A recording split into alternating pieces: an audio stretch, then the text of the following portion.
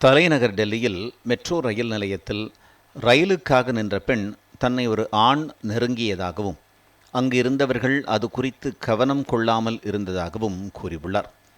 இதை சாதகமாக பயன்படுத்தி கொண்ட இளைஞர் பல வழிகளில் தன்னை நெருங்கினார் என்பதை இணையத்தில் பதிவிட்டுள்ளார்.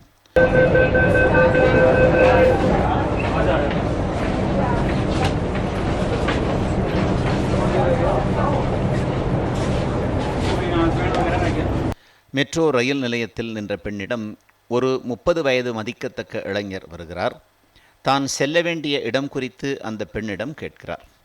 அதற்கு தெளிவான விளக்கம் அளித்ததாக கூறும் பெண், நீங்கள் கூறியது சரிதானே என்று மீண்டும் அந்த பெண்ணிடம் பேச்சு கொடுத்து உரையாடலை தொடர்கிறார். இந்த உரையாடலின் போது நீங்கள் எங்கு செல்கிறீர்கள் என்று அந்த பெண்ணிடம் கேட்கும் இளைஞர் ரயில் நிலையத்தில் காத்திருக்கும் பெண்ணிடம் அவரது அருகில் உட்காரலாமா என கேட்கிறார். இதைத் தொடர்ந்து அவரை விட்டு விலக முடிவெடுத்த பெண் உடனடியாக எழுந்து நகர்ந்து சென்று விடுகிறார்.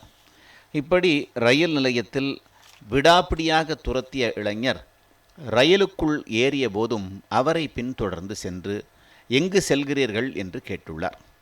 ஒரு வழியாக தனது பாதுகாப்புக்கு அச்சுறுத்தல் ஏற்பட்டதை உணர்ந்த பெண் மகளிர் பெட்டிக்கு சென்று தப்பித்ததாக தெரிவித்துள்ளார்.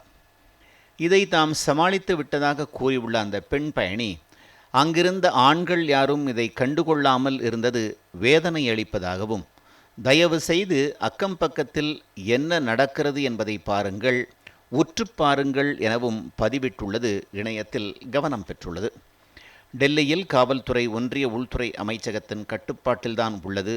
நாட்டின் தலைநகரிலேயே இந்த நிலைமை என்பது வேதனையான ஒன்று.